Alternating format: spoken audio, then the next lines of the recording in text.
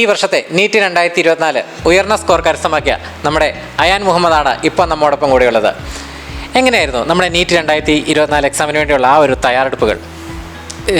തയ്യാറെടുപ്പ് +1 +2ൻ്റെ കൂടെ 2 years ബ്രില്യൻറ്റിൻ്റെ കൂടെ ഇൻറ്റഗ്രേറ്റഡ് ആയിട്ട് അവിടെ മാന്നാനം സെൻറ്ററിൽ പഠിച്ചിരുന്നു. ഞാൻ എൻ്റെ ക്ലാസ് ടീച്ചർ കണ്ണൻ സാറും കോർഡിനേറ്റർ ബിജു സാറും ഒക്കെ നല്ല സപ്പോർട്ടായിരുന്നു.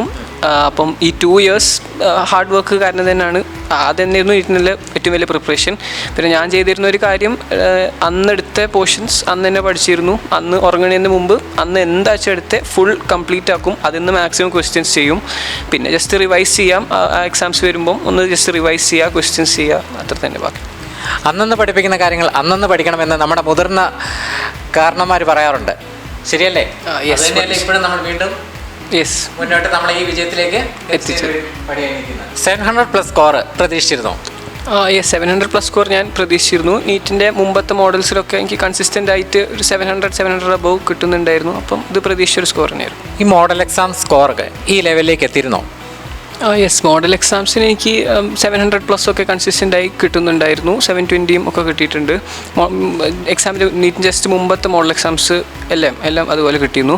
പിന്നെ ഏറ്റവും ഇമ്പോർട്ടൻറ്റ് കാര്യം നീറ്റിൻ്റെ പ്രിപ്പറേഷനിൽ പറയുമ്പോൾ എല്ലാ മോഡൽ എക്സാംസ്, അത് എക്സാമിൻ്റെ നീറ്റിൻ്റെ മുമ്പത്തെ ദിവസമാണെങ്കിലും അങ്ങനത്തെ എക്സാംസൊക്കെ കുറേ കുട്ടികൾ പേടിച്ചിട്ട് എഴുതൂല. എല്ലാ എക്സാംസും ഭയങ്കര ഇമ്പോർട്ടൻ്റ് ആണ്. അത് നീറ്റിൻ്റെ മുമ്പത്തെ എക്സാം ആണെങ്കിലും നമ്മളെ മാക്സിമം എഫേർട്ട് എടുത്ത് എല്ലാ എക്സാംസിനും ട്രൈ ചെയ്യണമെന്നാണ്. അതായത് എല്ലാ എക്സാംസും കൃത്യമായി അറ്റൻഡ് ചെയ്യുക, അതല്ലേ? അതാണ്. സ്കോളർഷിപ്പ് ലഭിച്ചിരുന്നു.